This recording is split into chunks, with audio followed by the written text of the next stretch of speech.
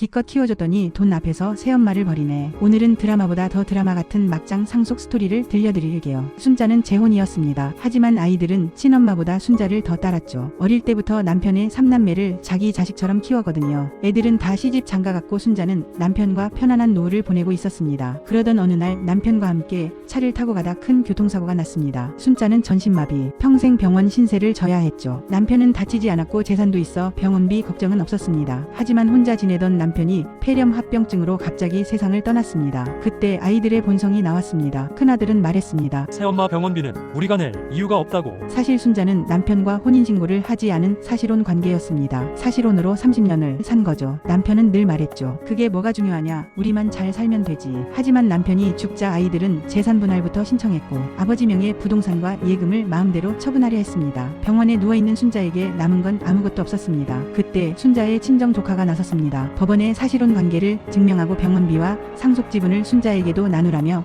소송을 시작했습니다. 사랑으로 키운 아이들, 하지만 법 앞에서는 순자는 남이었습니다. 다행히 순자는 남편이 순자 명의로 예금을 했기에 잠깐은 병원비를 낼 수 있었습니다. 자, 여기서 잠깐. 상속 분쟁은 왜 이렇게 끊이지 않는 걸까요? 드라마에서나 볼 법한 이야기가 현실에서도 벌어지는 이유는 무엇일까요? 상속 관련 법적 분쟁은 점점 증가하는 추세입니다. 가족 간의 행복을 위해 평생 모은 재산이 오히려 가족들을 갈라놓는 씨앗이 되는 거죠. 노령화 사회로 접어들면서 상속 재산 규모가 커지고 재산에 대한 가치관, 가족관계 변화 등이 상속 분쟁의 주요 원인으로 작용합니다. 유언장 관련 분쟁, 상속 재산 분할 협의 관련 분쟁, 과거증여 재산 관련 분쟁, 심지어 혼외자나 내연녀 관련 분쟁까지 정말 다양한 갈등이 벌어집니다. 특히 유언장은 그 방식이 법적으로 엄격하게 규정되어 있어서 요건을 제대로 갖추지 못하면 무효가 될 수 있습니다. 또 상속인 간의 협의가 원만하게 이루어지지 않으면 소송으로 이어지는 경우가 많습니다. 과거에 증여된 재산까지 문제가 되기도 하고요. 배우자 몰래 혼외자가 있는 경우 상속 문제는 더욱 복잡해집니다. 물론 내연녀는 법적으로 상속권이 없지만